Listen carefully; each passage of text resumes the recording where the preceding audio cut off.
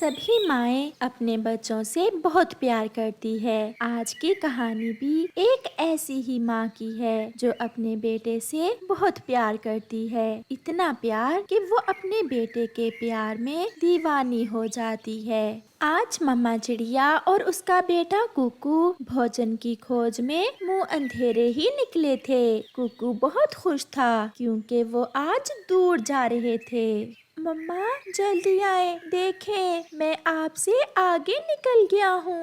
मेरा बेटा तो अभी जवान है और मैं बूढ़ी हो गई हूँ।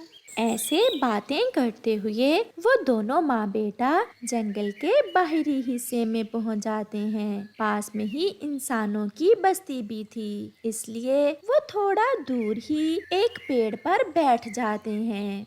मम्मा यहाँ तो भोजन नहीं है। हाँ बेटा, ऐसा कई बार होता है। हमें लंबा सफर करने के बाद भी भोजन नहीं मिलता, मगर आप चिंता न करें, जो हमारे भाग्य में होगा हमें मिल जाएगा।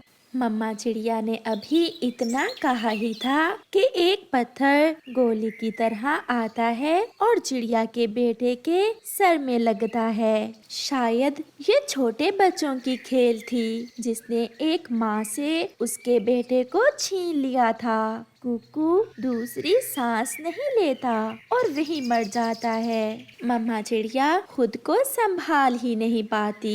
ये सब इतनी अचानक हुआ था, मम्मा चिड़िया कुछ भी नहीं कर पाती। कुकू, कुकू, मेरे बेटे, क्या हुआ है आपको? उठो मेरी जान, मुझसे बात करें। अभी तो आप मुझसे बातें कर रहे थे। इतनी जल्दी क्या हो गया है आपको? मम्मा चिड़िया रोए जा रही थी और बोले जा रही थी, मगर अब उसका बेटा कहाँ बोलने वाला था। वो अपनी मम्मा को छोड़कर बहुत दूर जा चुका था। रोती हुई मम्मा चिड़िया अपने मरे हुए बेटे को उठाकर घर की तरफ वापस उड़ती है। कितनी खुशियों से बातें करते हुए वो माँ बेटा आए थे और अब जाते समय मम्मा चिड़िया की दुनिया ही उजड़ चुकी थी। वो अकेली रह गई थी। मम्मा चिड़िया की सारी खुशियाँ चंद लम्हों में उससे छिन गई थी। मम्मा चिड़िया उड़ती हुई कबूतर के पास जाती है। वो अपने बेटे को साथ ही उठाए हुए थी। चिड़िया, क्या हुआ है आपके बेटे को और ये खून कहाँ से आया? मुझे तो कुछ पता ही नहीं। अगर मुझे पता होता तो मैं ऐसा ना होने देती। मेरा बेटा मुझसे बातें कर रहा था कि अचानक गिर गया और खून निकलने लगा। पति जी, कुकू तो मर गया है। नहीं नहीं लूसी बहन, ऐसा ना कहे। थोड़ी सी चोट आई है मेरे बेटे के, ठीक हो जाएगा। बस आप मेरे बेटे से कहे मुझसे बात करे। पहले भी तो कई बार मेरा बेटा मुझसे नाराज हो जाता है, मगर ऐसा तो कभी नहीं हुआ। चिड़िया बहन, प्रकृति को मान लो, कुकू अब कभी नहीं बोलेगा। इसके शरीर में तो एक कतरा भी खून का नहीं बचा, ये मर गया है। मैं आपके पास आई थी कि आप मेरे बेटे को समझाएंगे और मेरा बेटा मान जाएगा, मगर आपको तो खुद पता नहीं चला कि मेरे बेटे को क्या हुआ है। ऐसा कहते हुए मम्मा चिड़िया अपने बेटे को उठाकर वहाँ से चली जाती है। अब अंधेरा बढ़ रहा था। मम्मा चिड़िया अपने मरे हुए बेटे को साथ लेकर अपने घर में पहुंच जाती है। कुकू, प्लीज बेटा, मुझे माफ कर दे। जो हुआ मुझे माफ कर दे। कहीं कहीं कबूतर की बात? नहीं नहीं, ऐसा कैसे हो सकता है? मेरा बेटा तो स्वस्थ था, मुझसे बातें कर रहा था। कुकू, कुकू मेरे बेटे, उठो, मुझसे बात करो।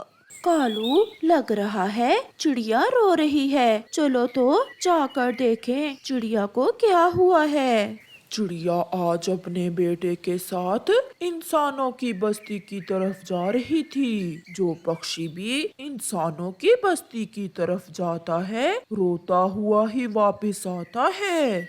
फिर गौरी और उसका पति चिड़िया के घर जाते हैं। गौरी, अच्छा ही हुआ जो आप आ गई हो। मेरा कुकू मुझसे बात नहीं कर रहा।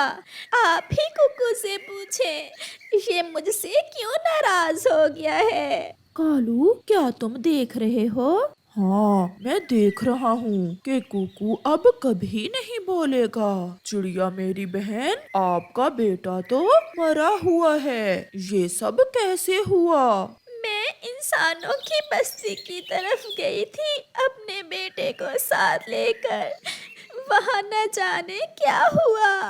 गोरी, मैं ना कहता था कि इंसानों की बस्ती की तरफ जो जाता है वो रोता हुआ ही वापस आता है। चिड़िया बहन, अब आप सो जाएं, चुप कर जाएं। कल शाम तक आपका बेटा आपसे बोलने लगेगा।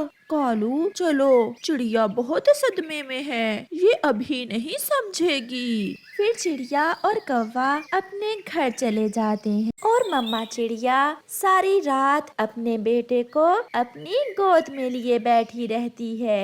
मम्मा, मुझे ढूंढ ले, मैं छुप गया हूँ। कुकू मेरे बेटे, ऐसा ना करो। आपकी मम्मा का दिल बहुत छोटा है, आपकी मम्मा मर जाएगी। मेरी जान मेरे सामने आ जाए।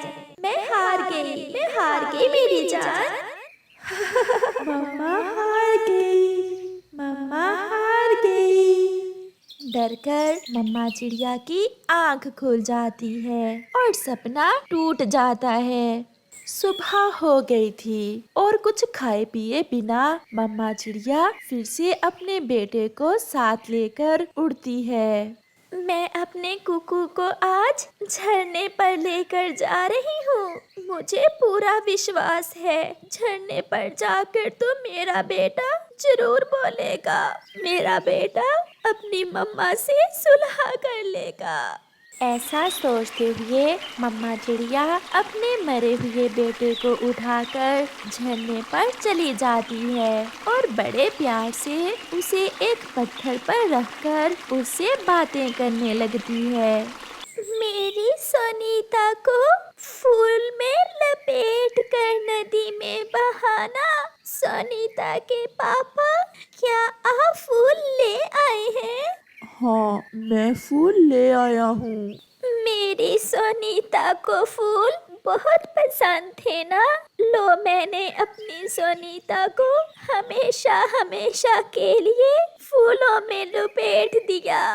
अब चलें? फिर मम्मा और पापा तितली अपनी सोनीता तितली को उठाकर झरने पर जाते हैं। आज रात मम्मा तितली की बेटी सोनीता बुखार से मर गई थी और मम्मा तितली अपनी बेटी को फूलों में लपेटकर नदी में बहाने ले जा रही थी।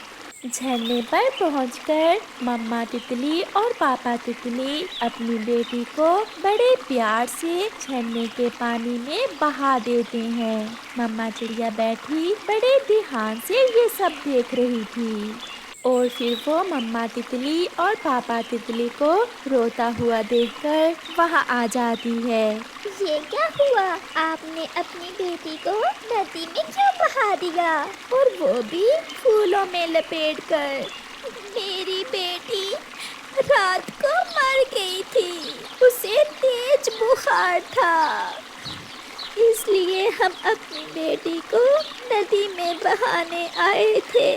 क्या आप भी अपने बेटे को नदी में बहाने के लिए लाई हैं? ये सुनकर मम्मा चिड़िया थोड़ी देर चुप करती है और फिर रोते हुए बोलती है, हाँ हाँ, मैं भी ऐसा ही करने आई हूँ। क्या आप मेरे बेटे को भी ऐसे ही फूलों में लपेट देंगी जैसे आपने अपनी बेटी को फूलों में लपेटा था? मैं करता हूँ, मैं आपके बेटे को फूलों में लपेट देता हूँ। फिर पापा तितली कुछ फूल तोड़कर चिड़िया के बेटे को फूलों में लपेट देता है और मम्मा चिड़िया अपने पंखों से अपने बेटे को तेज आती हुई नदी में बहा देती है। आपको देखकर मेरा दुख थोड़ा कम हुआ है और आप मुझे देखें, सोनीता के पापा को देखें। जिंदगी रुकती नहीं है, हमें जीना होता है इन सब दुखों के साथ, इन सब गमों के साथ हमें आगे बढ़ना होता है। मैंने स्वीकार कर लिया, मैं समझ गई, मैं मान गई कि मेरा बेटा अब कभी लौट कर नहीं आएगा। चलें, अब शाम होने वाली है। और फिर डूबते सूरज के साथ मम्मा चिड़िया और दोनों तितलियां वापस उड़ती हैं। प्यारे दोस्तों, अपने मम्मा पापा से प्यार करें, पल पल खुशियों भरा गुजारें, क्योंकि कुछ पता नहीं कि कब बिछड़ जाना है, किसी ने पहले तो किसी ने बाद में। आपका धन्यवाद। वो कौवे उस पेड़ पर लंबे समय से रह रहे थे, इसी कारण वो पेड़ भी उन कौवों को अपना दोस्त मानता था। लेकिन वो कौवे तो कभी भी नहीं सुधरते थे। एक दिन एक तेज हवा चलती है और कौवों का घर उस पेड़ से नीचे गिर जाता है और वो तो पूरे का पूरा ही टूट जाता है। कालू, मैंने तुम्हें कितनी बार कहा है कि हम अपना घर किसी और पेड़ पर बना लेते हैं। ये पेड़ अब बूढ़ा हो गया है, इसकी शाखों में अब वो शक्ति नहीं रही। थोड़ी सी हवा चलती है तो ऐसे झूलने लगता है जैसे नशे में। बस ऐसा सुनना था कि वो पेड़ तो रोने लग जाता है। भगवान के लिए तुम मुझे छोड़कर ना जाना। मैंने तब भी तुम्हारी सेवा की जब मैं जवान था। मुझे आज भी अच्छे से याद है जब तुम्हारे पूर्वजों ने मेरे ऊपर घर बनाया था। पूरे जंगल में किसी भी पेड़ ने उन्हें अपने ऊपर घर नहीं बनाने दिया था। मैं अकेला रहा तो मैं मर जाऊंगा। मैं मरना नहीं चाहता। मैं तुमसे बहुत प्यार करता हूँ, मुझे छोड़कर मत जाना। पेड़ जी, मैं समझ सकता हूँ, आप हमसे बहुत प्यार करते हैं, लेकिन हमें भी तो जिंदा रहना है। दोस्ती अपनी जगह, हम घर के बगैर कैसे जी पाएंगे। हम अब एक दिन भी तुम्हारे साथ नहीं रह सकते, बूढ़े कहीं के। मेरी ये शाखें आप काट लें और इन्हीं शाखों से घर बना लें, मैं सब कर सकता हूँ। अब तो कुछ कुछ बात समझ में आती है, लेकिन हम सारी ही शाखें काटेंगे तुम्हारी। सब काट लो, लेकिन प्लीज मुझे अकेला छोड़कर मत जाना। गोरी, दूसरी जगह पर जाकर भी घर बनाना कौन सा आसान है। हम ऐसा ही करते हैं, इस पेड़ की शाखें काटकर अपने लिए घर बना लेते हैं। और फिर कालू और गोरी उस पेड़ की सारी शाखें काट लेते हैं। मुझे बहुत दर्द हो रहा है, लेकिन मैं अपने दोस्तों के लिए सब बर्दाश्त कर सकता हूँ। बस मुझे छोड़कर न जाना। ठीक है पेड़ जी, हम अब नदी से पानी पी आए और फिर शाम को तुम्हारे पास ही अपना घर बना लेंगे। और फिर गोरी और कालू नदी पर पानी पीने चले जाते हैं। अरे कबूतर, वो देखो तो जरा सामने, बड़े पेड़ की तो सारी ही शाखें काट दी हैं किसी ने। उस पेड़ पर तो कौवे रहते हैं, चलो तो जाकर देखते हैं। और फिर कबूतर और चिड़िया उस पेड़ की तरफ जाते हैं। पेड़ भैया, ये क्या, आपकी तो सारी ही शाखें काट दी हैं। मेरे दोस्तों का घर टूट गया था और मैंने ही उसे कहा कि मेरी शाखें काट लो और घर बना लो। वो तो मुझे अकेला छोड़कर जाने वाले थे। पेड़ जी, न जाने आपने क्यों दोस्ती रखी हुई है उन कौवों से। वो तो सबको धोखा देते हैं, सबसे बुरा करते हैं। सालों साल बीत गए उन्हें मुझ पर रहते हुए। मुझे ऐसा लगता है कि अगर वो मुझे छोड़कर चले गए तो मैं मर जाऊंगा। हम भी आपको अपना दोस्त समझते हैं, इसलिए आपको ये बता रहे हैं। जिसका मन काला हो वो किसी का सच्चा दोस्त नहीं हो सकता। आप चाहें जान भी दे दें उन कौवों को, वो फिर भी आपके लिए मन से साफ नहीं होंगे। लेकिन चिड़िया, दोस्ती में ऐसा जरूरी तो नहीं कि जैसा मैं सोचूं ऐसा वो भी सोचें। मैं उन कौवों के पूर्वजों को दिया वचन निभाऊंगा और जिंदगी भर उनके साथ ही रहूंगा। पेड़ जी, लेकिन कुछ दोस्त ऐसे भी होते हैं जिन्हें चाहे आप अपनी जान भी दे दें, लेकिन वो फिर भी आपके अपने नहीं बनते। समय आने पर वो छोड़ ही जाते हैं। ऐसा कहते हुए चिड़िया और कबूतर वहाँ से चले जाते हैं। कालू, न जाने उस पेड़ को हम में क्या दिखता है, जरा सी बात की नहीं उसे छोड़कर जाने की तुरंत रोने लग जाता है। गोरी वो हमें अपना दोस्त समझता है। मेरे पिताजी के पिताजी ने बनाया था घर उस पेड़ पर। इतना लंबे समय से वो हमारे परिवार के साथ रह रहा है। बस इसी कारण वो ये समझता है कि पूरे जंगल में हम जैसा कोई दूसरा नहीं है। मुझे अच्छे से पता है तुम्हारे पूर्वजों का भी और तुम्हारा भी। असल बात ये है कि वो पेड़ अभी तक किसी दूसरे पक्षी से मिला ही नहीं, इसलिए वो यही समझता है कि हमारे सिवा कोई उस पर अपना घर नहीं बनाएगा। अकेला रहने से डरता है बेचारा। मैं जाकर घर बनाता हूँ और गोरी तुम कहीं से भोजन ढूंढ कर ले आना। और फिर कालू कौवा वहाँ से चला जाता है। भोजन कहाँ से ढूंढूं? थोड़ा आगे जाकर देखती हूँ। और फिर गोरी कौवी भी वहाँ से चली जाती है। वो पूरा जंगल फिरती है और फिर आखिर उसे कुछ दाने चावलों के मिल जाते हैं। गोरी कौवी वो चावल लेकर अपने घर चली जाती है। कालू जी, घर तो बहुत सुंदर बना लिया है तुमने। मुझे तो इतनी ज्यादा मेहनत के बाद केवल चंद दाने चावलों के ही मिले हैं। मेरे लिए थोड़ा पानी ही ले आना था दोस्त। कहाँ से ले आते? हम तो पहले ही बहुत थके हुए हैं। और फिर ऐसे ही कुछ दिन गुजर जाते हैं और फिर जंगल में तो खाने को कुछ भी ना था। सब पक्षी दूसरे जंगल चले गए थे।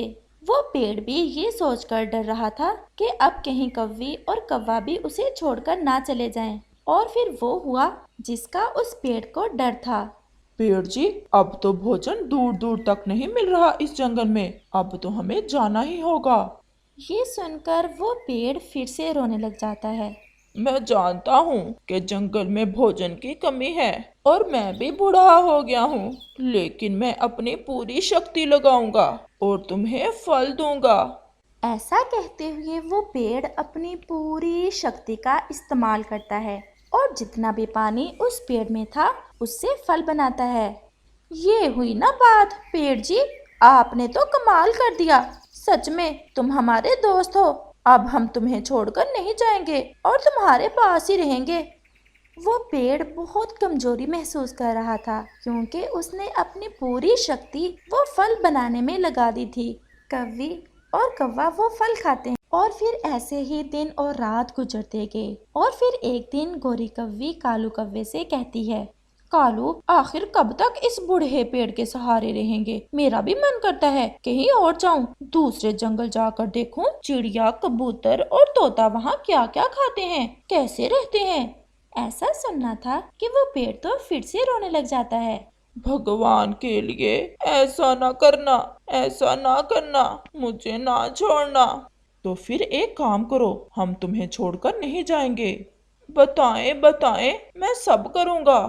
तो फिर अपना ये बड़ा तना भी हमें काटने दो, हम थोड़ा ऊपर से काटेंगे। तुम्हारी जड़ों को कोई नुकसान नहीं होगा, तुम तो फिर से फूट जाओगे। परंतु तुम मेरे तने का क्या करोगे? हम तुम्हारे तने से नाव बनाएंगे और फिर हम ढेर सारा धन कमाएंगे और फिर तुम्हारे पास ही रहेंगे। और फिर वो पेड़ निराश होकर उनसे कहता है, तुम मेरा तना काट सकते हो, लेकिन बस थोड़ा सा ऊपर छोड़ देना ताकि बरसात आने पर मैं फिर से फूट सकूं। और फिर कौवी और कौवा उस पेड़ का तना काट लेते हैं और उस तने से एक सुंदर सी नाव बनाते हैं। वो नाव नदी में चलाते हैं और काफी सारा धन इकट्ठा करते हैं।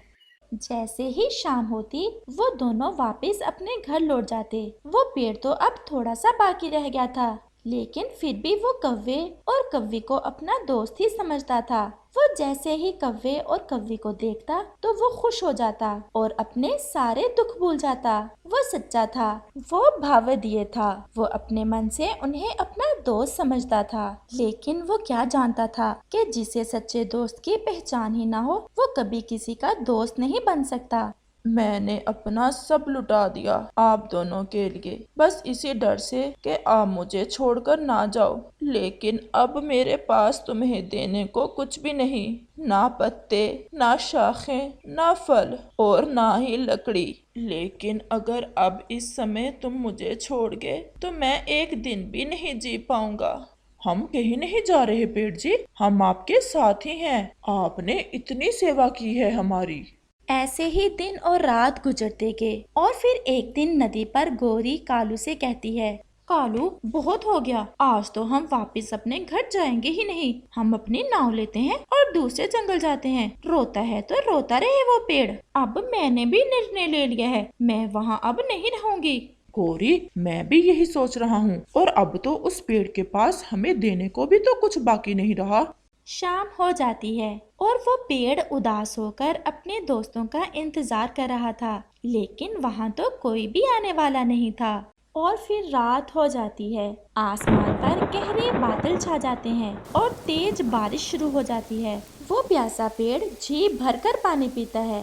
सुबह बहुत रोशन थी। पूरा जंगल बहुत सुंदर दिख रहा था।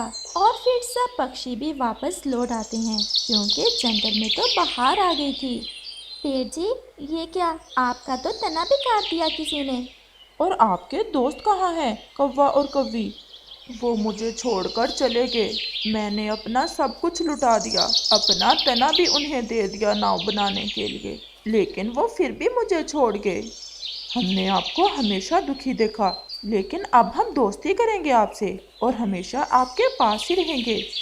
और फिर चिड़िया और कबूतर उस पेड़ के पास रहना शुरू कर देते हैं। वो पेड़ अब बहुत खुश था, क्योंकि उसे तो पता ही अब चला था कि दोस्ती क्या होती है। चिड़िया और कबूतर उस पेड़ से बातें करते, उसके लिए संगीत गाते। फिर एक दिन वो सब बहुत खुश थे, क्योंकि एक शाख उस पेड़ से फूट रही थी। इस कहानी से हमें सीख मिलती है कि दोस्ती बहुत खूबसूरत रिश्ता है, इसलिए हमेशा अपने दोस्तों से सच्चे मन के साथ मिलो। प्यारे दोस्तों, अगर आपको ये कहानी अच्छी लगी हो तो हमें कमेंट करके जरूर बताना और इसे अपने दोस्तों के साथ शेयर और चैनल को सब्सक्राइब भी जरूर करना।